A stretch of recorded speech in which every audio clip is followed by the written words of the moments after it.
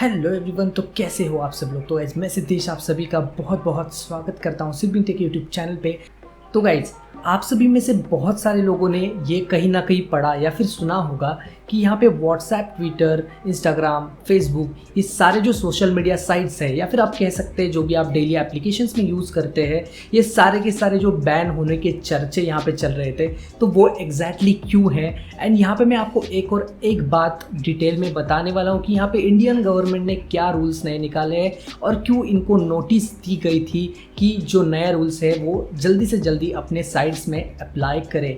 लेकिन जहाँ तक मुझे पता चला है, अभी तक कोई भी सोशल मीडिया साइट ने या फिर आप कह सकते कोई भी OTT प्लेटफॉर्म ने, इसमें नेटफ्लिक्स भी इंक्लूडेड है। और यहाँ पे जितने भी ये साइट्स है, इन्होंने किसी ने भी अभी तक अप्लाई नहीं किया है इस चीज़ को। तो इसके लिए इसकी जो वैलिडिटी थी वो शायद से 1-2 दिन पहले कुछ ख़त्म हो गई है, लेकिन स्टिल ये एप्लीकेशन बैन नहीं हुए। लेकिन यहाँ पे फेसबुक ने ऑफिशियली कहा है कि हमें थोड़ा सा और टाइम बढ़ा के दो। यानी कि यहाँ पे पिछले 3 महीने पहले इनको यहाँ पे बताया गया था कि ये जो नए रूल्स है वो आपको अप्लाई करने हैं, लेकिन अभी तक नहीं किए थे। तो फेसबुक ने यहाँ पे ऑफिशियली कह दिया है गवर्नमेंट से कि हमें और 6 महीने की मुदत बढ़ा के दीजिए, ये सारे चीज़ों पे हमें थोड़ा थिंक करने दीजिए। तो यहाँ पे आज हम जानने वाले हैं यही सारे पॉइंट्स के बारे में कि ये एग्जैक्टली रूल्स एंड रेगुलेशंस क्या है, इससे आपको क्या फ़ायदा और क्या नुकसान होने वाला है। तो फटाफट से बढ़ते हैं यहाँ पे पहले पॉइंट की तरफ। तो यहाँ पे फर्स्ट रूल या फिर आप फर्स्ट पॉइंट कह सकते हैं, तो वो है डिवांस रेड्रेसल मैकेनिज्म। तो यहाँ पे एग्जैक्टली ये है क्या। तो यहाँ पे अगर सपोज आप एक फेमस हस्ती या फिर आप एक फेमस आर्टिस्ट हो एंड आपके बारे में अगर किसी ने गलत पोस्ट किया है एंड अगर आप चाहते हैं कि आपको ये कंप्लेंट करनी है, आपको इसके लिए इसके रिगार्डिंग कुछ हेल्प चाहिए, तो यहाँ पे ये रूल बहुत ज़्यादा काम आने वाला है। तो यहाँ पे एक टाइप का एक ऑफिसर रहेगा, रिवांस ऑफिसर करके। तो यहाँ पे इसको आपको सपोर्ट देना पड़ेगा, यानी कि आपको 24 आवर्स के अंदर इनकी तरफ से एक रिस्पांस आएगा और आपका इशू इनको 15 डेज के अंदर सॉल्व करना पड़ेगा। तो पॉइंट तो ये बिल्कुल सही है, लेकिन इसके बारे में हम बातें डिटेल में एनालाइज करके सारी बातों को हम एंड में इसके बारे में बात करेंगे। तो यहाँ पे सेकेंड पॉइंट की अगर हम बात करते हैं, तो यहाँ पे सेकेंड पॉइंट है ensuring online safeties and dignity of users, specially this law is for womens.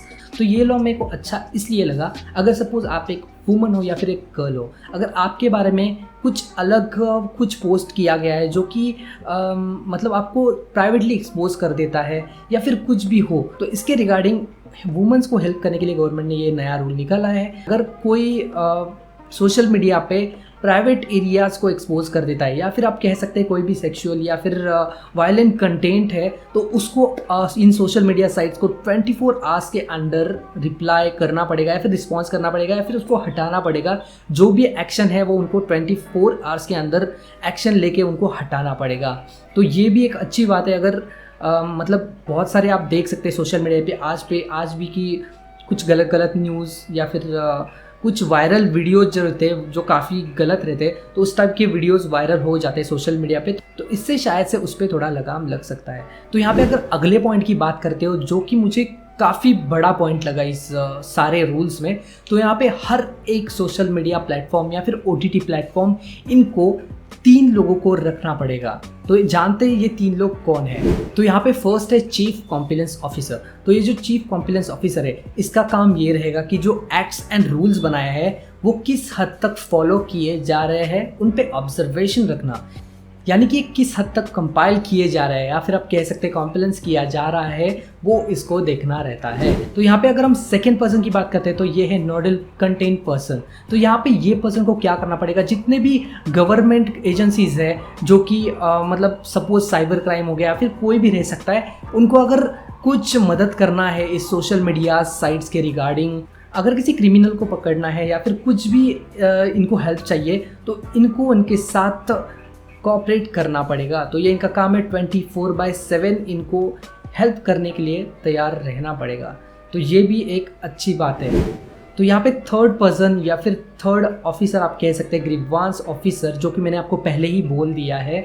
तो यहाँ पे उनके बारे में तो पहले ही बता दिया उनका काम क्या है। तो यहाँ पे ये 3 लोगों को यहाँ पे हर एक सोशल मीडिया साइट्स या फिर OTT साइट को चूज़ करना पड़ेगा एंड कंपलसरी ये तीनों भी लोग इंडियन रेसिडेंट होने चाहिए। एंड इसकी सबसे एक बात इम्पॉर्टेंट बता दूँ जिससे शायद से आपको एक छोटा सा शौक लग सकता है। तो यहाँ पे सबसे बड़ी बात, चाहे वो टेलीग्राम हो, चाहे वो सिग्नल एप्लीकेशन हो, चाहे वो व्हाट्सएप हो, तो इन सभी में आप चैट क्यों करते हैं। तो इसमें आपको एक ऑप्शन दिया गया है एंड टू एंड इंक्रिप्शन, यानी कि इसका मतलब है आपका जो डेटा उसमें आप चैट कर रहे हैं बंदे के साथ या फिर आप किसी के साथ चैटिंग कर रहे हैं, तो आपकी चैटिंग बाहर कहीं पे भी एक्सपोज नहीं हो सकती है। वो प्योरली सिक्योर आप दोनों के बिटवीन ही रहने वाली है। तो यहाँ पे गवर्नमेंट का मानना ऐसा है कि उनको जब चाहिए तब पता चले कि कौन किसके साथ क्या बात कर रहा है। यानी कि अगर सपोज कुछ गलत एक्टिविटी हुई है एंड उनको जानना है कि अगर सपोज मैंने एक मैसेज तैयार किया है या फिर एक वीडियो तैयार किया है जो कि अच्छा वीडियो नहीं है एंड वो मैंने फॉरवर्ड कर दिया, तो वो किसी और ने और किसी को फॉरवर्ड कर दिया, तो ऐसे फॉरवर्ड करते आगे चला गया। और जैसे कि आपको पता है, जैसे एक फॉरवर्डेड वीडियो के ऊपर एक टैगलाइन आता है, वीडियो इज़ फॉरवर्डेड, या फिर आप कह सकते हैं जस्ट फॉरवर्डेड। तो वहाँ पे वो सोर्स कौन है, यानी कि अगर वो वीडियो मैंने तैयार किया है तो गवर्नमेंट को पता चले कि ये वीडियो किसने बनाया, सबसे पहले वीडियो किसने सेंड किया है। तो ये पता लगाने के लिए एंड टू एंड इंक्रिप्शन को काफ़ी हद तक हटाना पड़ेगा, ऐसा आप कह सकते हैं। तो इससे क्या होगा कि आपका डेटा एक्सपोज हो जाएगा, जो कि व्हाट्सएप की तरफ और कह सकते हैं गवर्नमेंट की तरफ भी जा सकता है। तो इसकी वजह से आपके थोड़े प्राइवेसी इश्यूज़ भी हो सकते हैं। जैसे कि आपने बोला था कि आप व्हाट्सएप, फेसबुक, इंस्टाग्राम ये सब विद प्राइवेसी यूज़ करना चाहते हैं। ऑब्वियसली मैं भी अपनी प्राइवेसी को बहुत ज़्यादा इंपॉर्टेंस देता हूँ, वैसे ही आप सभी लोग भी देते होंगे। तो इसी तरीके से जो आपके चैट्स वगैरह रहेंगे शायद से वो कहीं पे हैक होने के चांसेस हो सकते हैं। अगर एंड टू एंड इंक्रिप्शन हट गया तो वो इजीली कोई भी रीड कर सकता है, या फिर आप कह सकते हैं वो डेटाबेस अगर कहीं पे लीक हो जाता है, कुछ भी नहीं कह सकते हम लोग। इसी के साथ साथ ये सारी चीज़ें हैं यहाँ पे। तो यहाँ पे सबसे लास्ट पॉइंट की बात करते हैं, तो यहाँ पे गवर्नमेंट या फिर कोर्ट बोलते हैं कि ये जो पोस्ट है वो गलत पोस्ट है, या फिर ये रूल्स के खिलाफ है, या फिर ये देश के खिलाफ है। तो ऐसी कोई भी पोस्ट रहेगी तो अगर गवर्नमेंट या फिर कोर्ट बोलती है इंस्टाग्राम को कि ये हटाओ, या फिर बोलती है फेसबुक को ये हटाओ, तो इनको ये पोस्ट हटानी पड़ेगी।